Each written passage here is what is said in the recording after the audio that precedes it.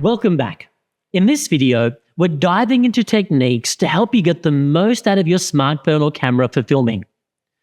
We'll also look at some simple lighting techniques to ensure your videos look as good as possible. Changes in technology mean that all you really need to get going is your phone.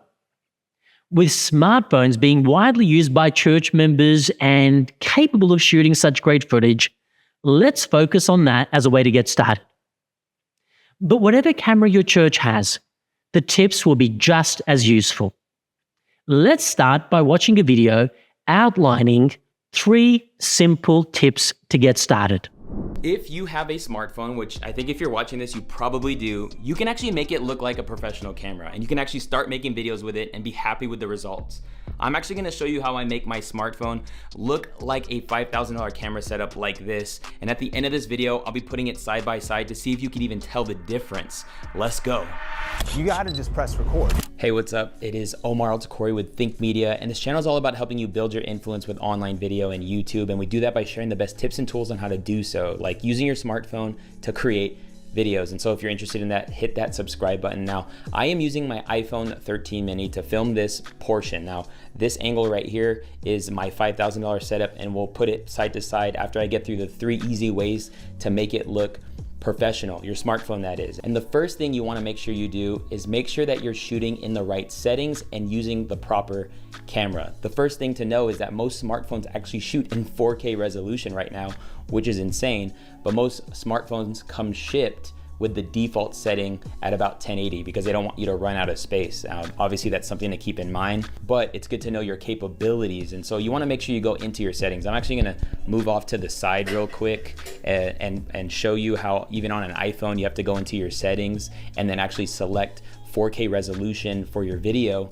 And you can do that in the camera app as well. Now, I'm shooting this portion in cinematic mode. So specifically with iPhones, they have the mode called cinematic mode. The thing is with this mode is, yes, it only maxes out at 1080, but for the sake of like the effect of the blurry background, I think it's pretty dope. And most people are watching their content on their phones and watching it in 1080 anyways. But just knowing that you're getting the right settings, regardless if you're gonna shoot in 1080 because you want to, or you wanna shoot in 4K, and to use the right camera. Now, at the time of shooting this video, most smartphones have the best camera in the back.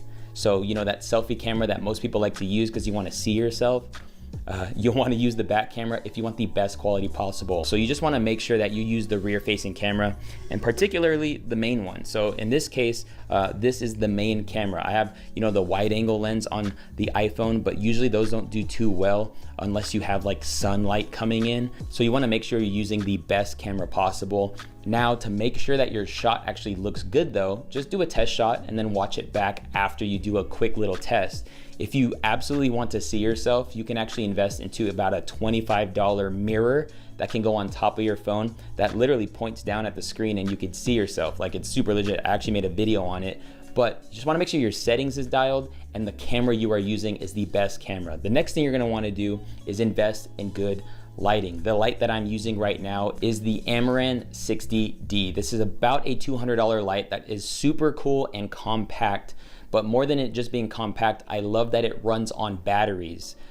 You know, my office here isn't all that big, but I need the flexibility to use this light in so many different scenarios, and having it not have to be plugged into the wall is super dope. I also love this light because it's simple to use. There's only one color temperature, so you don't have to worry about if you have the right temperature or not, whether it's too warm or too cold, which also makes it cheaper than the other version, which is pretty cool. But I have a GVM lantern on it, and this is really just gonna produce a nice big and soft light.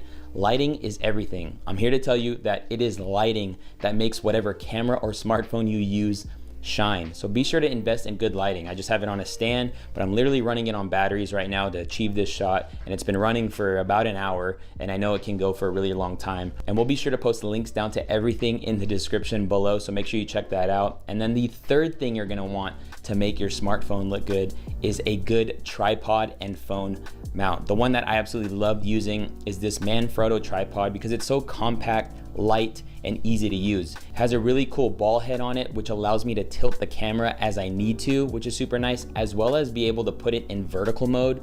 So if I wanna shoot things like YouTube Shorts, Instagram Reels, or TikToks, you could do it with this tripod. As far as what's holding up my camera, I have this cool retractable phone clamp, which I found is just easy to use. But what I like about this one is that there's 2 cold shoe mounts on it, which allow me to put up to 2 accessories, whether it be the mirror that I'm using right now to put on top, or maybe if you wanna hook up like a lavalier mic or anything you need to, it gives you that option to do up to 2, which I really like. All right, we just hit the comparisons, and now it's time to see if you can decide, if you can spot the difference between my $5,000 Sony camera and my iPhone 13 mini. The way I'm gonna do this real quick, all right, is I'm going to do this by putting each shot up for about 3 seconds, and then the next shot's gonna come up, okay? You're gonna have a countdown, you're gonna be able to decide and let me know. You can let me know in the comments during the time, or just hit that like button if you haven't hit it already. But the first shot we're gonna throw up in 3, 2, 1, boom, here's the shot, and 3, 2, 1, boom, here's the next shot, 3, 2, 1. Which one was it? Did you get it right? All right, the first shot was the iPhone, and then the second was the Sony, putting them side by side.